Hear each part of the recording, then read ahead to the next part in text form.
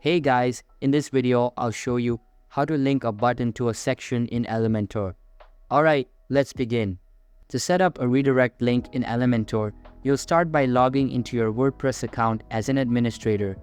Once you're in, you need to access the Elementor editor or site builder.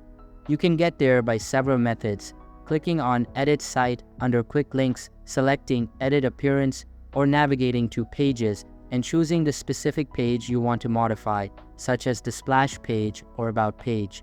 Another way is to go through plugins and access Elementor directly. When you're in the Elementor editor, you'll see all the elements or widgets on your page. Suppose you want to set up a redirect for a button, find and select that button within its container.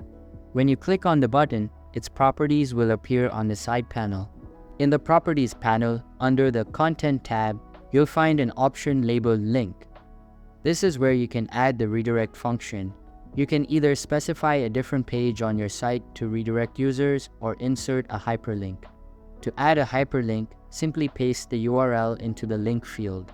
For instance, you might enter something like hash your URL to specify the destination. Once you've entered the URL, click Update and save your changes. And that's it for this video. If you find this helpful, consider subscribing and giving this a big thumbs up. Thanks.